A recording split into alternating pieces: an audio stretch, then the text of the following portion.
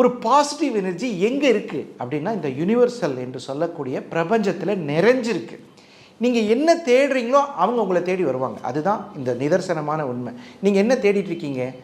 ஒரு நல்ல சினிமாவில் நடித்து பெரிய ஆள் ஆகணும், அல்லது ஒரு பணக்காரன் ஆகணும், ஒரு நல்ல பெரிய மனுஷனாகணும், ஒரு நிறைய உங்களுடைய தேடல்கள் எதுவோ அது உங்களை தேடி வரணும். அதுக்கு என்ன பண்ணுறது?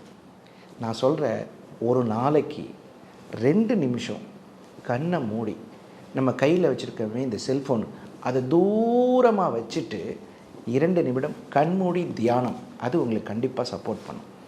3வது ஒரு விஷயம், ரொம்ப ரொம்ப முக்கியமான விஷயம், நம்மளை அலட்சியப்படுத்துகிறாங்க இல்லையா யாராவது ஒருத்தர், நீ எல்லாம் 10th என்னத்தை மார்க்கு, 10th பாஸ் ஆவையான்னு பாரு மார்க்.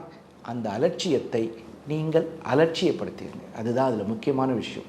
நம்மளை பற்றி யாராவது டீமோட்டிவேட் பண்ணால் அதை காதுலையே வாங்கக்கூடாது.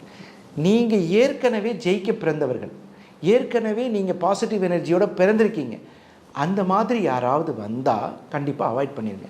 அந்த மாதிரி யாரும் உங்களை தேடி வரமாட்டாங்க. ஏன்னு சொல்லுங்கள்? ஏற்கனவே நீங்கள் 2 minutes தியானம் பண்ணுறீங்க, ஏற்கனவே நீங்கள் வெண்கடுகு வச்சுருக்கீங்க. ஸோ டெஃபினட்டாக இவங்கெல்லாம் உங்களை தேடி வரமாட்டாங்க. மீறி வந்தாலும் அவாய்ட். அது சும்மா ஒரு அலட்சியப்படுத்திட்டு அப்படி லீவ் பண்ணிட்டீங்கனாலே இதுக்கு பேர் க்ளீனிங்னு பேர், ஹார்ட் க்ளீனிங்னு பேர். அது ஒரு பெரிய ஆர்ட்டு.